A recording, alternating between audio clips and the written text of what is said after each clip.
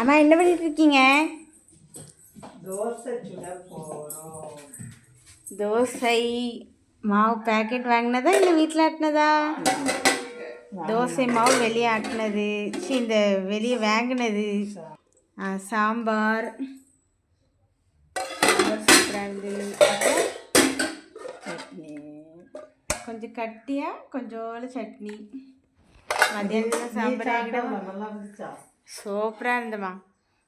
தோசை ம், காலையிலே மலை நெல்லிக்காய் குடிச்சாச்சு. காலையில் எல்லாருக்கும் ஒவ்வொரு டம்ளர் மலை நெல்லிக்காய் ஜூஸ்.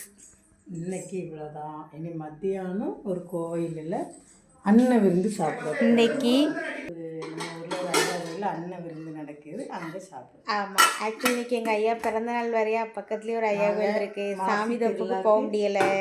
அதனால பக்கத்தில் இருக்க ஐயா கோயிலில் போய் அன்னதான விருந்து சாப்பிட்டுட்டு, அன்ன விருந்து ஐயா வழியில் அன்ன விருந்துன்னு சொல்லுவாங்களாம். அது எனக்கே இன்றைக்கி தான் தெரியும்.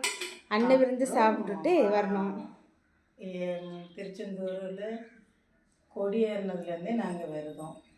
இன்றைக்கி நைட்டு சாயங்காலம் வரை விரதம். அதுக்கு மேலே விரதம் முடிச்சுடுவோம். இன்றைக்கி சாயங்காலத்தோட விரதத்தை முடிச்சுட்டு அதுக்கப்புறம் என்னவா செய்யணும்? அதுக்கப்புறம் அசைவம். நாங்கள் அசைவத்துலேயே உருண்டுருவோம். ஆனால் அந்தளவுக்குலாம் கிடையாது. ஏதாவது ஒரு சிக்கன் ஃப்ரைட் ரைஸு ஏதாவது ஒன்று வாங்கி அப்படியே வாங்கி தின்னுடுவோம்.